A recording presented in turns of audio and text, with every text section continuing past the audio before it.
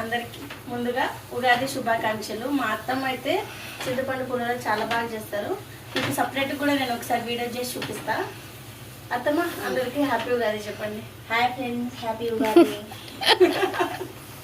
అత్తమ్మ ఇది ఎందుకు అది పులిహోర ఇంకా చింతపండు పులిహోరలోకి నువ్వులు, మిరియాలు, జీలకర్ర, మెంతులు నువ్వు వేసాను.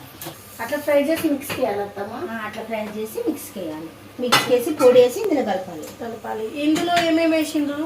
ఇందులో ఓన్లీ చింతపండు, జీలకర్ర, ఆవాలు, కరివేపాకు, పచ్చిమిర్చి, ఎండిమిర్చి అంతా ఆయిల్లో మగ్గబెట్టిందా? పసుపు, లైట్గా ఒక స్పూను కారం. ఇప్పుడు మిక్స్ చేసుకున్న బోర్డర్ అయితే ఇందులో కలుపుకోవాలండి. అదే కొంచెం ఫ్లేవర్ కోసం, టేస్ట్ కోసము. ఏనా ఏం కావాలి నీకు? చింతపండు పులిహోర తింటావా? బంగారు. ఇంకా పేస్ట్ అయితే రెడీ అయిపోయింది. ఇంకా మనం పులిహోర కలిపేసుకుందాం.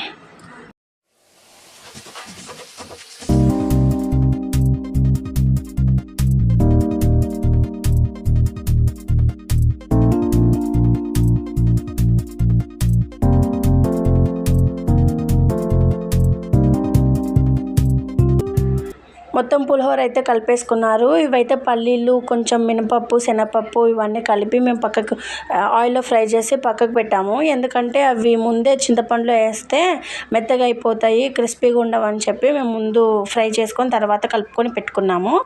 అలా అయితే మనకు తినేటప్పుడు కూడా పల్లీల ఫ్లేవర్ టేస్ట్ తెలుస్తుంది. మొత్తానికైతే పులిహోర అయితే కంప్లీట్ అయిపోయింది. ఇంకా నెక్స్ట్ వంటకం అయితే మేము వడ వేస్తున్నాము.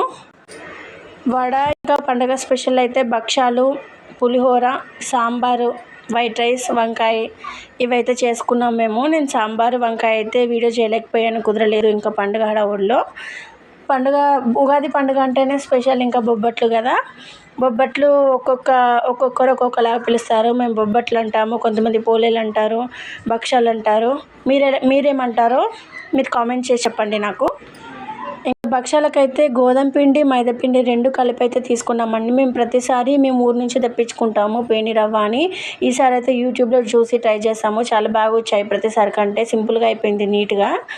శనగపప్పు ఉడకబెట్టుకున్న తర్వాత దాని క్వాంటిటీ తగ్గట్టు బెల్లం తీసుకొని మిక్స్ చేసుకొని పేస్ట్ లాగా తీసుకున్న తర్వాత దాంట్లో పెట్టి భక్షాలు అయితే చేసుకున్నాము. చాలా నీట్గా వచ్చింది, బాగా పర్ఫెక్ట్గా వచ్చింది. మీకు ఈ రెసిపీ కావాలంటే నాకు కామెంట్ చేయండి.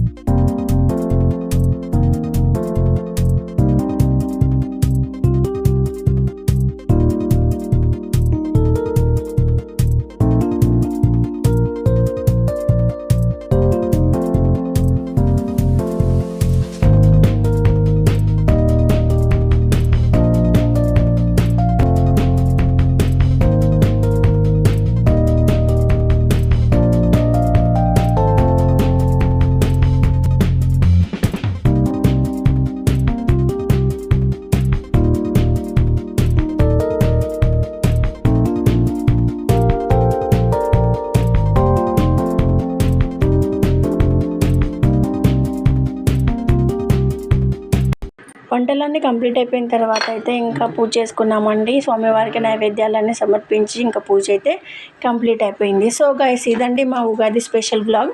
మీరు ఎలా ఉగాది సెలబ్రేట్ చేసుకున్నారో నాకు కామెంట్ చేయండి. అందరికీ హ్యాపీ ఉగాది. అలాగే మా వీడియోస్ కనుక మీకు నచ్చినట్లయితే please do subscribe my channel. ఇలాంటి మరిన్ని వీడియోస్ కోసం పక్కనున్న బెల్ ఐకాన్ క్లిక్ చేస్తే నేను వీడియో అప్లోడ్ చేయగానే మీకు నోటిఫికేషన్ వస్తాయి.